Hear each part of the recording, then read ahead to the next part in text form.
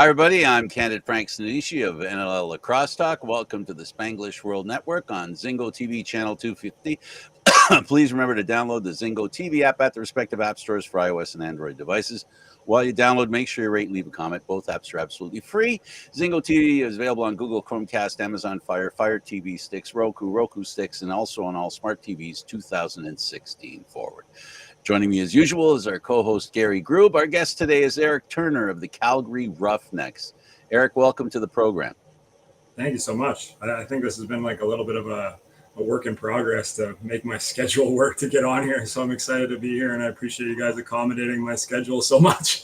Well, hey, it's our pleasure. Now, if only you could help me figure out what I can do with Microsoft and see if I can make it work. I'm not your guy. I'm not your guy for that. Holy mackerel. I mean, everything about this is a nightmare. I'll tell you, the internet is fun, but even more fun is doing documents when you're not a genius. Apparently, not even our producer can handle my problems. So no. I know I'm having a good time with this, and I do appreciate you being here. And we love to start by talking to everybody who comes on this program to give us an indication on how they fell into lacrosse, if they fell in or were dragged in or were pushed in. How was your situation with lacrosse? I kind of came into it a combination of maybe all those words that you used to describe it. I was a pretty prototypical Canadian kid. I was playing hockey and my family moved from one area of the city to another when I was in about third grade. And a couple years later, my brother met a friend at our new school who talked about playing lacrosse in the spring. So my brother brought it home to my parents, and we had no idea what it was. Nobody in our family had ever played before. But the big kind of advertising push that they use in the Edmonton area is lacrosse is like the perfect summer sport for hockey players. So as soon as we kind of heard that tagline, I was like, all right, well, if it's going to help me as a lacrosse or as a hockey player, then I guess I'll play a little lacrosse in the spring and see what it's all about. And after one season, I was pretty all in. I was like a multi-sport guy. I played kind of everything competitively growing up, and lacrosse was the first kind of sport space that I felt like I could do everything that I like doing: run, hit people. There's like that skill element that's really high. The pace was awesome. So I pretty quickly, within a couple of years, kind of phased out of trying to pursue hockey at a high level and switch my gears to lacrosse. So we know what got you in. What keeps you in? I think all those things that I just described. And I think for me, lacrosse now has given me so much. A lot of what I do now is trying to give back to it. And I'm in a position now as a 31-year-old where I probably have less games in front of me than behind me. So it's just about a real appreciation for the game. I love to play. I train every day just because I love having my stick in my hands. I love being on the floor. And I think that passion has kind of fueled me through all these years that I've been playing and kind of projected me to all the great opportunities that I've been so fortunate to have. Now you're going to be watched in front by Gary. Gary. We'll talk work about him in the slot, baby. Work him in the slot. We'll talk about all the videos and all the work ethic and stuff like that because they're just incredible to watch. Talk about leading by example. But I want to go back a little earlier.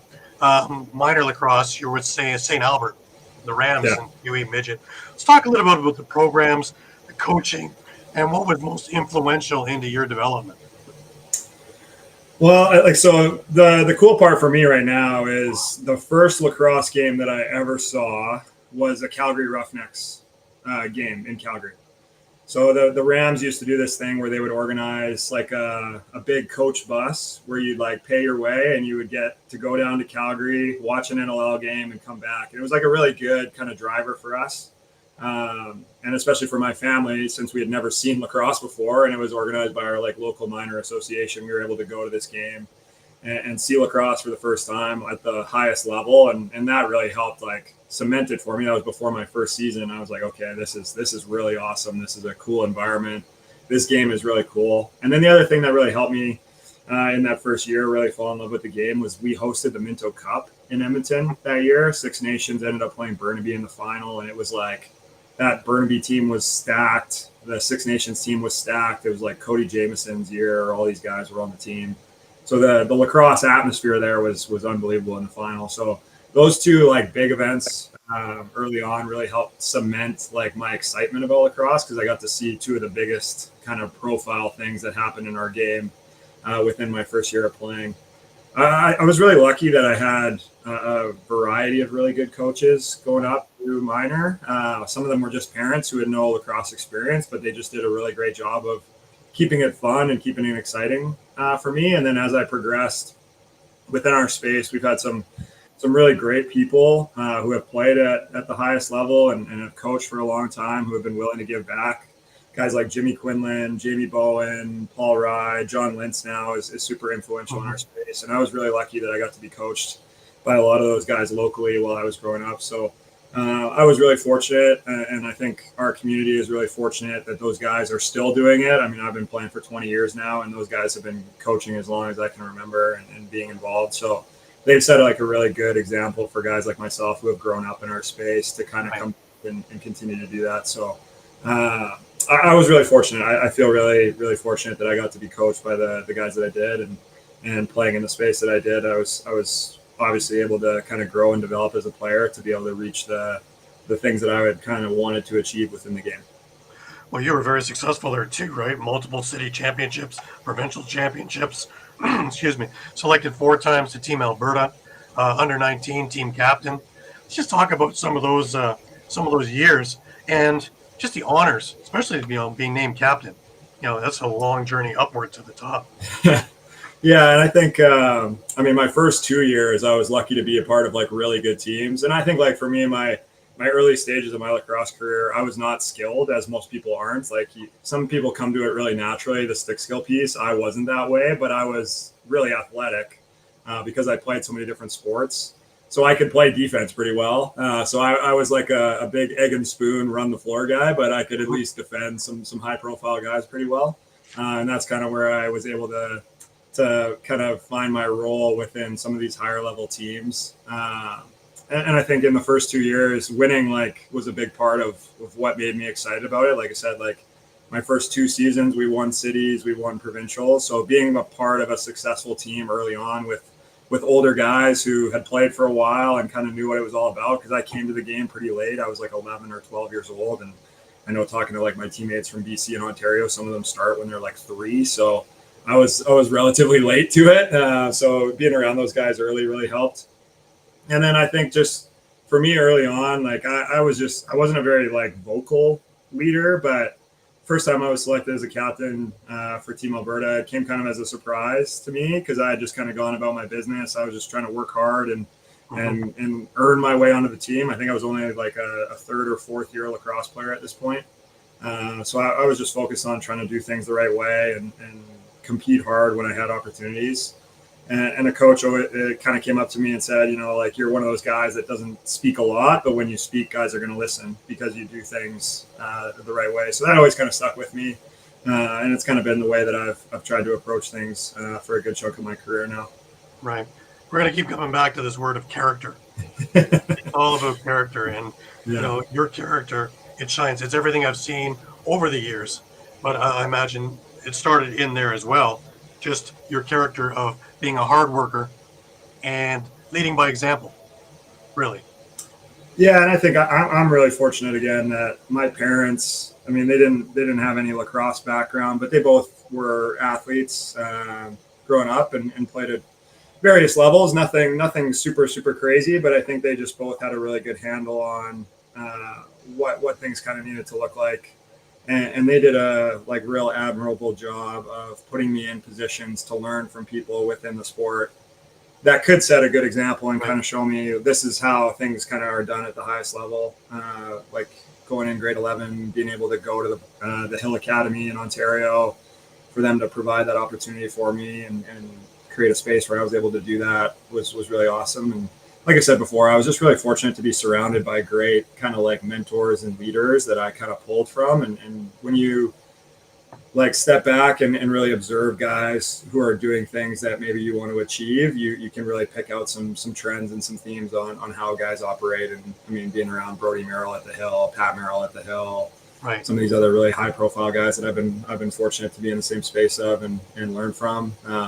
There's some things that they do that are pretty easy to pick up on quick, and you want to try to emulate, because those guys have achieved amazing things within our sport. Mm-hmm. Well, let's go a little bit more on the Hill. We've had a lot of guys from the Hill on, a lot of coaches from the Hill on.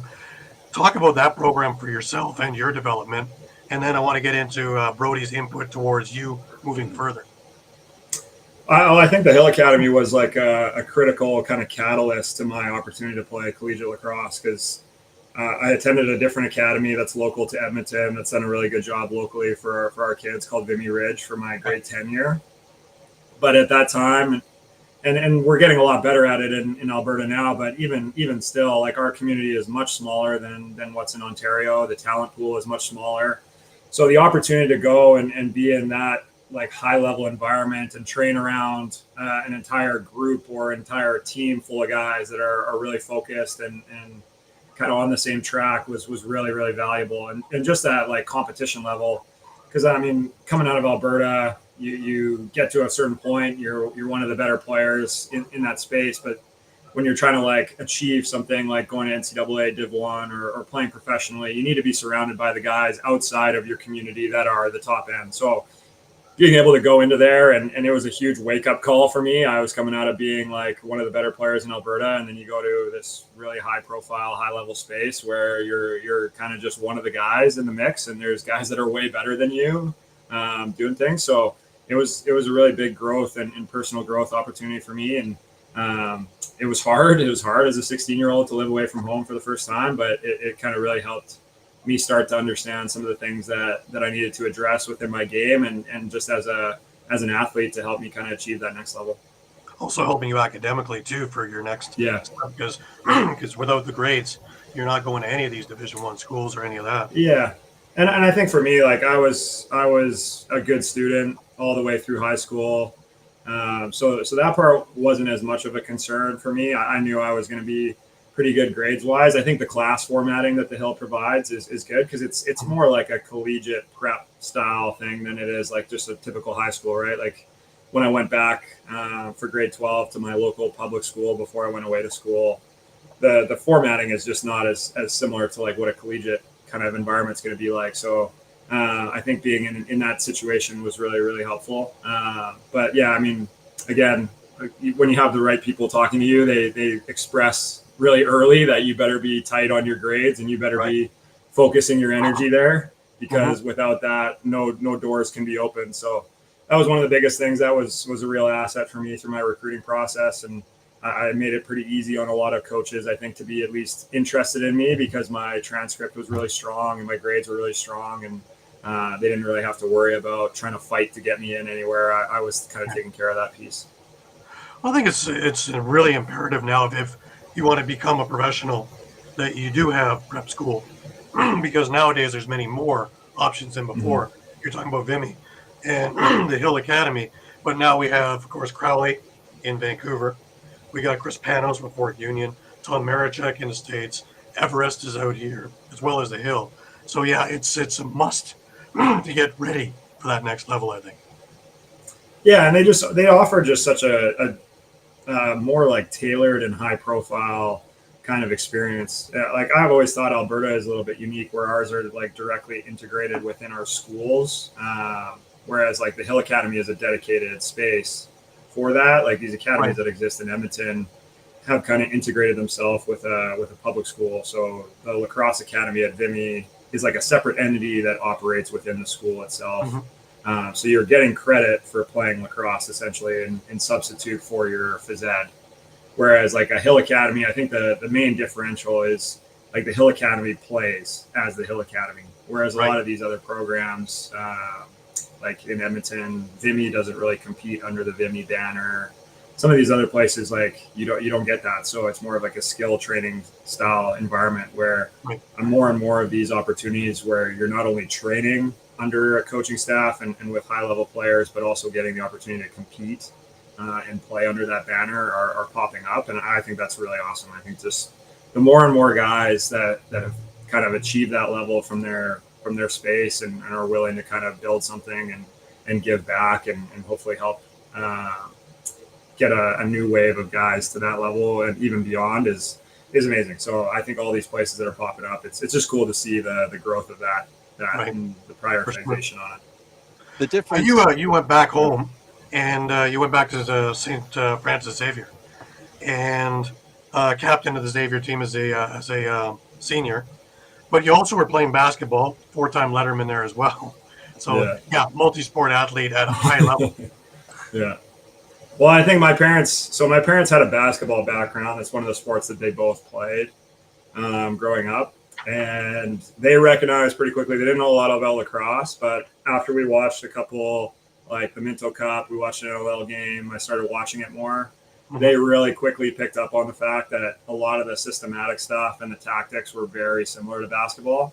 So pretty quickly they were like, well, if you're going to we have a huge off season in Edmonton for lacrosse. And most of Canada does. Like the season that you play in is pretty short.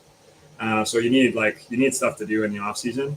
So they suggested pretty quickly that if I was looking for a good supplement, I mean, lots of kids do hockey, but I switched to doing a lot of basketball because I was more kind of in line with wanting to run the floor and play defense and all those kind of things. And I think it was, exactly. It was just a really good space. And even now, like, I think the best training tool that I've kind of found lately is playing like pickup style basketball, because it eliminates the risk of me getting cross-checked in the spine while somebody's like setting a pick on me, but I can work on my defensive communication. I can work on a lot of the same kind of sets that offenses are going to run against us defensively. So for me as a defender, pickup basketball has been a great tool. But I mean, I loved playing basketball for my local club and for my school. I thought that was just like the best time. I see kids doing it now. I'm like, that's such a cool experience to have, being able to play for your school, playing those tournaments, traveling with those guys. I really had a fun time, and I definitely enjoyed my basketball career while I had one. Right. Erik, can you help me to understand lacrosse in Alberta? You know, when we go to Ontario, you know, there's all these towns, you know, starting with Peterborough or Toronto. What's in Alberta as far as hotbeds are concerned for lacrosse? Are there any? And because I could imagine it might make it more of a challenge to be a player. Yeah, I mean, we're definitely not in Ontario. You know what I mean? Like it's a much smaller community. I would say, like, when you just look at the numbers in our space, Sherwood Park is currently our biggest club. I think they had over like 500 players this year, which is big for an Alberta program to have. So I think like really what kind of happens is I wouldn't say we have like a hotbed in terms of like a Peterborough, Orangeville, those kind of things where you see like a ton of guys coming out of, because Edmonton is a little bit of a different landscape too. Like you have Edmonton itself, and then you have just these little offshoot kind of communities that are all within like 15 minutes of the city. So it's kind of Edmonton is just the hub. But what you will see is you'll see like waves of guys, and it's kind of just dependent on if there's like a parent who played at a high level who coaches a group for an extended period of time. So like there's a big wave of guys that are playing collegiate lacrosse right now that all grew up playing together, and they had like really strong coaching all the way through. So we have like quite a few guys that kind of get back into the space because their kid is playing, and then their kids' friends are all on the team and they coach for a long time. So you kind of just see these waves go through it. It's definitely grown a lot over the last few years, just in terms of the like profile of players that are starting to come out of Alberta, because I think the coaching has improved pretty dramatically. There's a lot more guys that I think are giving their time that have like played in college or played somewhere, and know kind of what it should look like. And that's been really cool to see. Even just looking at the guys that we have in college right now. When I was going to school, I think there was maybe like 2 of us in the city that were playing NCAA lacrosse in the city.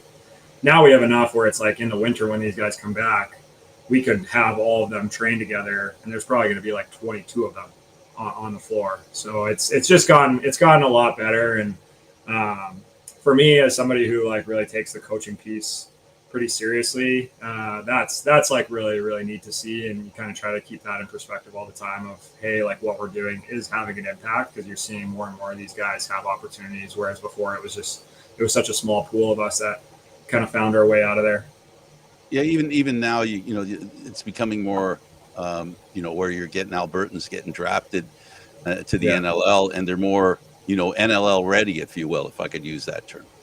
Totally. And I mean, I think like you look at our junior A program in Edmonton right now, yeah, run by John Lintz. He's like I don't even know how many years he's played in the NLL now. I'm probably doing him a disservice, but it's probably like 15, I want to say, at least.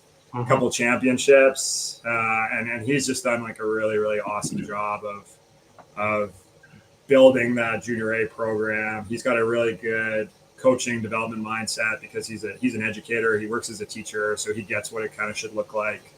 He gets what a high profile, like well-run program should feel like. He's been a part of a bunch, and he's really invested in helping guys get there. He's running some training groups right now locally for a bunch of us who are either getting ready for NLL camps or getting ready to try to make a junior A roster. He's done a lot over the last few years, and that organization overall, there's so many people that are really doing a great job in our space. And I think they've been just like the most critical component to seeing all these guys. I feel like this NLL draft has got to be the most Edmonton area guys that has ever been drafted. And you're getting guys drafted in the first round now, and things that just were never happening before. So it's pretty cool to see. There's still a lot of work to do. We have a long way to go before we're consistently kind of being in that conversation around a BC or Ontario in terms of strength. And it's going to take a lot of work to get anywhere close to that. But the progress that's been made over the last few years is pretty awesome to see. Yeah, we always talk about standing on the previous generation's shoulders. Yeah. Right? And now you've got an opportunity where, there's more shoulders to stand on if you're a lacrosse player in Edmonton or Alberta in general. Yeah. And I think really for a lot of us who are like maybe a little bit more tenured in our careers now. Gary, he's talking about being 31 and I know. Can you imagine? Yeah. Wow. I gotta be careful. Sorry, Erik, you're so old, man. Sorry, I really. It's been an interesting shift. I just couldn't resist jumping on that. I apologize. No, it is always it's been an interesting shift for me recently because, like, I know that there's tons of opportunity for me and things. I feel really good. I feel like I got a lot of years left to play at a high level, but the shift, even this summer, being in an Adnax dressing room where you're seeing a bunch of guys that are just fresh out of college, they're 22, they're 23, just kind of at the surface level of it. And now I'm like a 31-year-old. They look at me as like an elder statesman, being called dad on the team and things like that. I'm just like, this has happened really fast. It feels like. Yeah. It does. But in your defense, and you're not taking any claim to this, but I'm going to say this, and that is, the older you get, the smarter you get about the game, the more experience. I get it. The legs don't react as quick as they used to. The reflexes and all that. Your knees don't like it as much. Your shoulders, and as being a defender, your shoulders are probably a little tired. But sometimes, there's that part where you learn the game. Now you get to do what you were talking about, which is helping those younger players. So, being an asset at 31, you're still not that old. I mean, we've seen some players, right, Gary, that are in their 40s that are still playing. Yeah. I mean, I admire them, and I'm not suggesting that you should be playing till you're 40. That's your decision. But I'm just saying sometimes what's between the ears helps a lot, right? Yeah, and I think the part that's been really fun for me over the last few years, and you talk about like Alberta development versus some of these other spaces, is actually starting to like understand the game a little bit more instead of just trying to like muscle your way through it because you're athletic. As you get into like some of these higher level concepts, I tell kids this all the time when I'm coaching them, is like, if you can get the barrier of the stick work piece out of the way, then you're really going to start having fun with lacrosse, because you actually get to start to learn how to play the game and learn all these systematic things and all these cool nuances that teams are doing and all these sets. As soon as you can confidently like catch, pass, throw, all that stuff kind of without having to think about it all the time, the game becomes really, really cool when you really start to look at the higher level stuff that's going on. So for the last like 5 or 6 years, kind of learning that through my NLL experience, my senior A experience, starting to learn these like base sets that all these teams are doing and how you can counter it as a defender. That's been really fun, and starting to learn how to like scout other players and things that they're doing and watch film. that's where I'm really enjoying things right now, because it's so expansive, and it's a lot of fun to kind of explore that side of the game. Now you go to Cornell. You were primarily a box player, though, weren't you? Yeah. I didn't start playing. I really didn't start playing field lacrosse until high school, and that's like Alberta field lacrosse, which is like we barely play field, to be honest. We don't have any time. Right. Like there's the weather's bad for it. We had like a couple travel teams that would go and do events in the U.S., but I was very surface level in my play or understanding of anything field lacrosse. So the Hill Academy was a huge help to try to get like a crash course at the whole thing. But I went into Cornell very raw as a field player, very now raw. Now the learning starts. Division One, yeah, with guys who've been playing it their whole life, and here you are trying to figure out field. That had to be an experience and a half. Yeah, and I think like for me as a Canadian going down there, I mean, we have like a pretty specific style, obviously that is converted just from the box game. And I mean, looking at my career now as a box player, I think positionally I probably would have done better as like a D midi or maybe even like putting a pole in my hands. But coming out of Alberta, like everything I did, I was like a midfielder, like an offensive midfielder, because I was relatively big, relatively athletic, and just in the space, that position made the most sense for me. So, and then kind of as a Canadian, when you're going into all these things, into American heavy programs, usually you kind of get labeled as like an O guy. Like you're the box guy. You should be able to finish and do all these things. And I mean, I didn't really have a really good left hand at all. I was very right-handed. Again, my stick work wasn't fantastic. I was just like an athletic guy that could kind of run around and do some stuff. So the first like 2.5 years of my Cornell career were like, I got to figure out how to play at this level. I need to develop my skills. I need to get stronger. I need to get in better shape. It was just like a huge learning curve, Cornell, I think was probably the hardest 4 years that I've experienced as a player, just because I was not having a lot of like individual success. Our team was awesome. Like we had some really, really great players, but in terms of individual success and seeing any kind of progression, I was having a pretty hard time.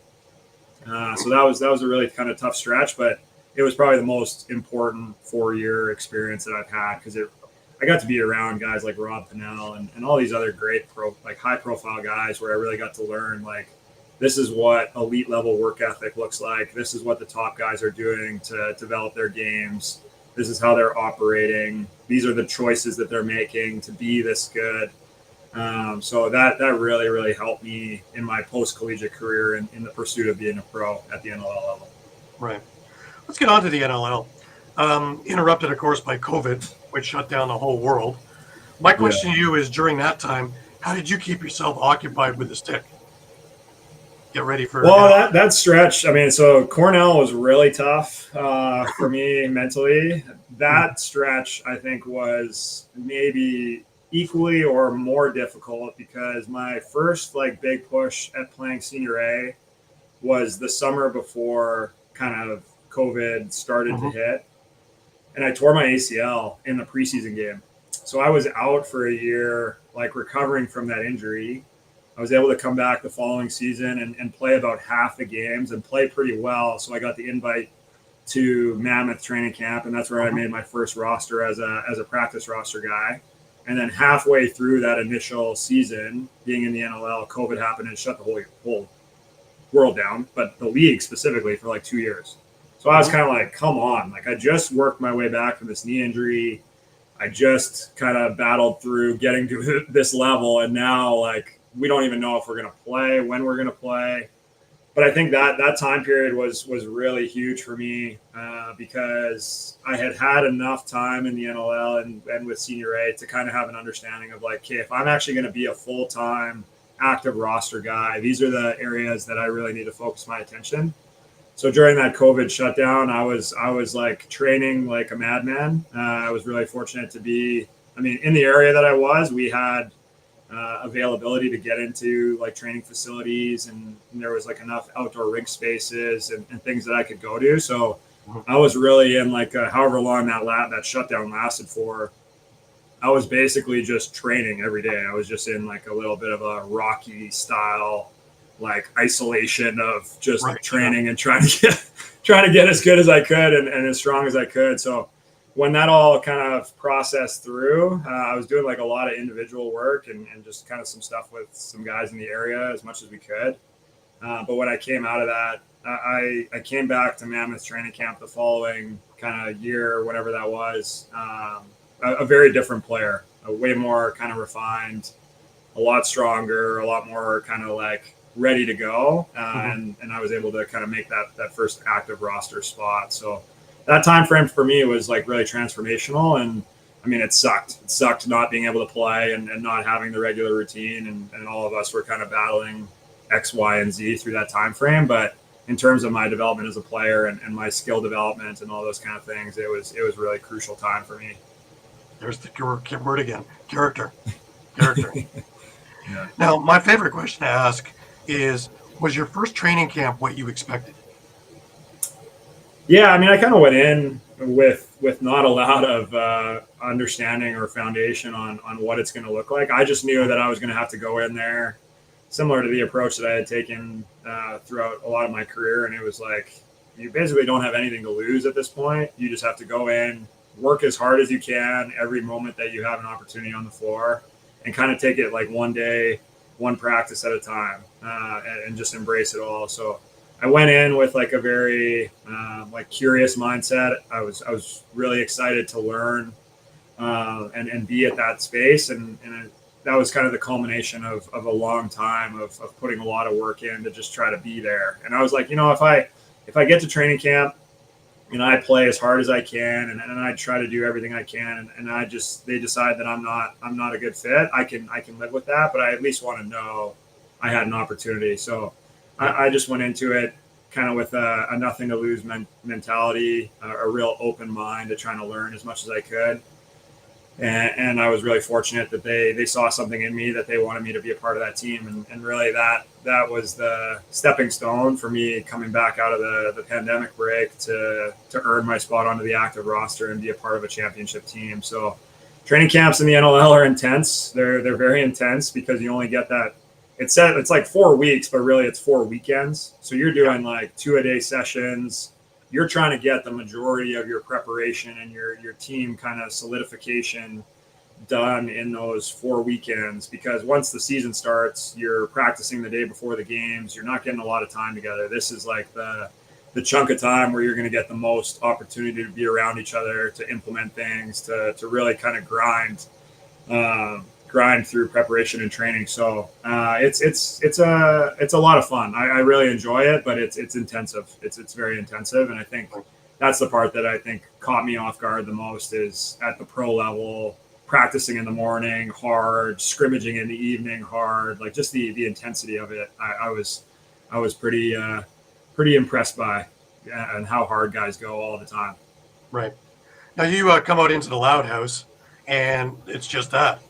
15,000 people, and what's the feeling as soon as you walk out and wow, it's not. I mean, it's I would be very, very shocked and impressed if somebody was able to run into that environment and not be just like buzzing off the walls. Like it just feeds you, like as especially playing as the home team, you just feed off the energy. And people are there like right as warm-ups start. Like the first time that we hit the floor, we're just in our helmets and gloves. There's people already on the glass getting us fired up. They're so excited about it.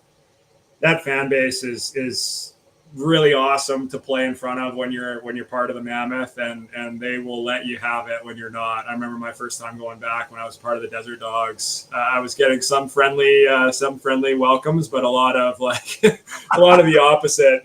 They're passionate. They're a loyal fan base, and playing in those atmospheres is just something you can't replicate. That feeling of running onto a floor like that and being in that atmosphere. You want to play at your best. You embrace the excitement around how many people are there to watch it and all those kind of things. And there's nothing better than making a play in front of people who all want to see you make a play, so right. That was really fun. you were part of something really magical. That's that team too, Yeah. with them winning the championship. But more so, and in my eyes, because I was in Buffalo at the time, in the press box, being able to shut up 19,000 people. Yeah. That you could hear a pin drop in that building when you guys won the championship. That was something I don't think I'd ever experienced. Was one is how crazy that place can be, but how quiet that place could be too. Yeah, it was. I mean, it's somebody asked me the other day, like, how was that experience? And to me, it's still pretty surreal. It's still pretty surreal. I remember getting down onto the floor and us being able to celebrate the championship as a group, and it just kind of felt like you said we were surrounded by so many people, but it just kind of felt like a dream. It definitely felt like a dream, and I mean, like I said, from all the things that had kind of happened previous to that, my knee injury, the pandemic, for us to kind of come back and to be able to achieve that when I think we were definitely not considered the favorites, especially after. And you had all your offensive. Well, and I just like everybody was just and it was just one of the coolest like team sport experiences I've ever had, because like we lost Leeser in the Western Conference Championship, like I think before Game 3. It was like he's just such a critical part of that, like the offensive success, and then just seeing guys step up just all the way through.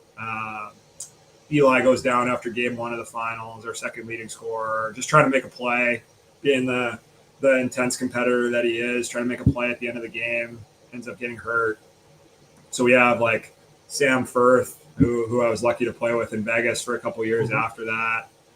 Never played an NLL game, gets inserted into the lineup, scores a goal. Like just like the kind of depth and guys rising to the occasion, and everybody really buying into like we're gonna do whatever it takes to get there. It was just really special to be a part of, and I always have the perspective, especially talking to some of those guys that were a part of that team.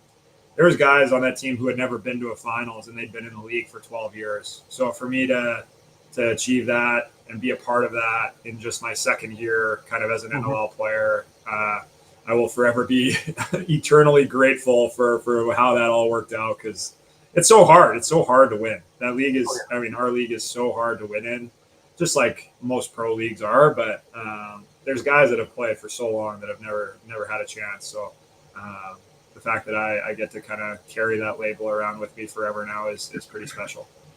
Now you get over to Las Vegas for the expansion team there. What was it like working with Sean Williams? I was lucky that I got to be around Willie my first year in Colorado. He was the O coach when I was on the practice roster. So I got to just kind of see a little bit of what he was all about. And the story that always sticks out to me about him is, like, I'm a practice roster guy. I know I'm not going to be playing on game days. So I would always go and train like right before the game. I would get my workout in because I'm like, I'm not playing. I got to try to get something in here. And every time I would go to the gym, Willie would be down there. And he's just a coach. He's not playing anymore. But he was working out so hard. Like, I was so impressed with the way that he was pushing himself. And like the intensity, you could just see why he was as successful of a player as he was in his playing career. But also just like the kind of man that he is and the way that he carries himself. So that always really stood out to me. So when I had the opportunity to go to Vegas and play under him, that was really exciting. And Willie is like a real genuine guy that I think leads with love and based on what he's dealt with. He has a lot of care and appreciation for everything that kind of goes on, and his approach and his, like, the way that he's holding that team accountable and the way that he's doing things there. It's going to be not too long, I don't think, before there's a lot of success in Vegas. There's a lot of buy-in. He's a guy that you love to play for, and he's a real like genuine person that I have a real deep appreciation for. Right. Now you get released, and here come all the videos of you training. And I knew you were going back in the NLL. There was no way with that heart and that commitment. There was no way you weren't coming back. And now you get a chance with Calgary this year. I have my Roughnecks shirt on for you. Oh, there you go. Right on. But what was told to you when you signed with them? What's expected? Because now again, you're one of the veterans on a team that's rebuilding. So, what's your role? Yeah, I'm not really super sure on what my role is going to be. I think that's going to come from kind of with the layout once we get into training camp. I mean, I'm going in as a guy that's like trying to earn his way back in, Right. and I think all my conversations that I've had with Coach Anderson at this point have been just around like they're excited to have me because they've heard about my character. They think that's going to be a huge asset to the space. And right now, the expectation is simply just come in and be prepared to compete for a spot.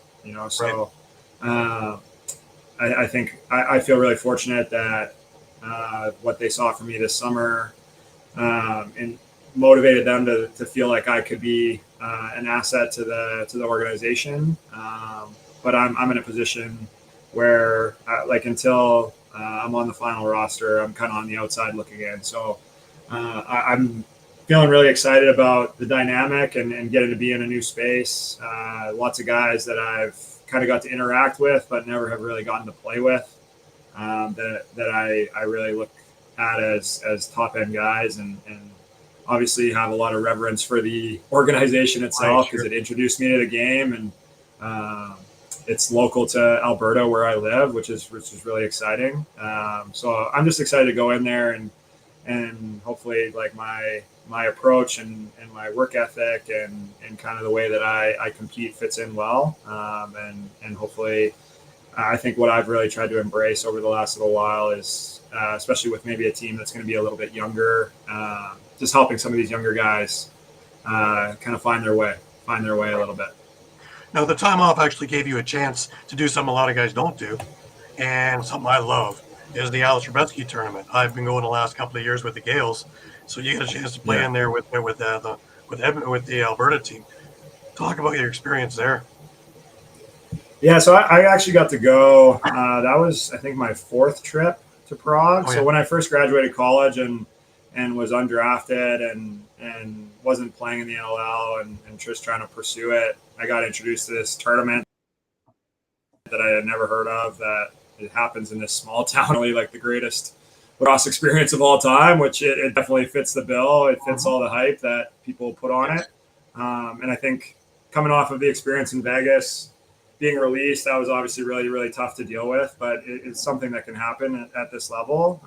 So having the opportunity to go down to Prague and play with a bunch of local guys. And I mean, the biggest piece of it that was really special this year and different from previous years is my younger brother came and played on the roster with me. And we're like 3.5 years apart. So we've never really got to play anything competitively together except for like 2 years of junior lacrosse. He's a really high level football guy. So he kind of phased out of lacrosse to pursue that. So the opportunity to go down there, spend the whole week with him in Europe, his first time in Europe, coming out of kind of lacrosse retirement to come in and help me have like a really, really cool experience with the game after dealing with something pretty tough.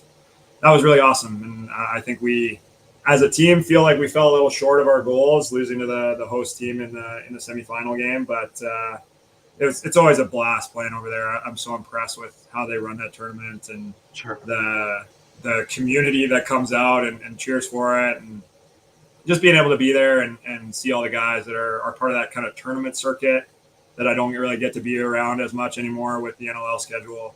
It was a really great time. And I would always encourage anyone who has the opportunity to go to play in the Hrabetsky to go, because it's so special and it's just such an amazing place that people obviously go back to year after year after year if they can for a reason. So really awesome. Now, we only have a couple of minutes left, and I want to talk a little bit about your coaching. And you've got 10 plus years as a coach. Currently, you're with Parkland Posse. Yeah. Right? So this past spring, I was the technical director for the Parkland Posse, which is just a minor club in Edmonton, or in the Parkland County area. plays as part of the GLC. That opportunity kind of just got generated because I had moved back home after being released from Vegas, and was kind of in a little bit of a limbo because I had an employment contract with Vegas where I was doing a lot of the community coaching there and stuff like that. So I was kind of in a space where I was trying to find what the next kind of opportunity and space that I was going to work in was, and just got into an organic conversation with the vice president of the club, and it kind of presented some of my ideas around how I think things could be done a little bit differently in the Edmonton area for these clubs to make the player experience a little bit better. Right. Sure. And they liked what I had to say. So we started to implement some of those things, and that was really fun. It was really fun to be on the floor with the kids. I worked from U7 all the way up to our junior team through the club, working with coaches, working with players. It's like 4 to 5 hours a night on the floor, just kind of buzzing from practice to practice, working with these coaches and kids. And it was a lot of fun. And I think for me in the coaching realm, because coaching has kind of provided me the pathway to be a full-time lacrosse player. I came out of school thinking I was going to be a teacher. So coaching has kind of become the vehicle where I can be an educator through the sport that I love. So I've been able to work in so many different spaces, and I think the only frustration with it is you don't have a lot of continuity sometimes when you're kind of grinding, trying to be a coach full-time. So this Parkland situation is hopefully going to be kind of a fix to that, where I get to see these kids year after year, work in the same organization. It's right in the community that I live very close to. It's where the gym that I do my strength work is. And I think they have a really, really good foundation for building a really strong club. Their numbers are good. People are bought in. People are excited about the ideas that we're trying to implement. I'm just excited to see where it goes. Because, like I said, there's a lot of kids. The kids that I got to interact with and meet this year in the club all love the game. So as soon as you have that as a foundation, everything else kind of takes care of itself. Absolutely. Well, I want to thank you for taking the time, and I wish you the best of luck in training camp with Calgary and for a great year upcoming. Should be terrific. And I look forward to seeing really big things from you, especially in your role as a mentor on that team. Yeah, it's going to be great. And I really appreciate you guys' time and having me on here. And thanks for always promoting our great game. It's our pleasure. It's really a pleasure meeting you. And by the way, I figured out my Word document. Got that done. Let's go. Hey, man, holy mackerel. It's just like when you go back to the bench and the coach says, good job. Yeah. It was really a pleasure meeting you. And listen, good luck with the rest of your career. And I can see you got one foot in coaching. And I hope all goes well for you this season as well. I appreciate it so much. Thank you. Thank you, Erik. Thanks, Gary. Thanks very much, Frank. Always great talking across. For Erik Turner and Gary Groob, I'm Candid Frank Stanisci. Thank you for watching Lacrosse Talk, seen live Thursdays at 4 p.m. This show can also be heard on the Spanglish World Radio Network. For Lacrosse Talk, news, entertainment, and other sports programming we offer, please check out SpanglishWorld.ca. Spanglish World. Watch it, hear it, read it, download it, live it. Thanks for watching, everybody. See you next Thursday. Pick up a stick. You might actually enjoy it.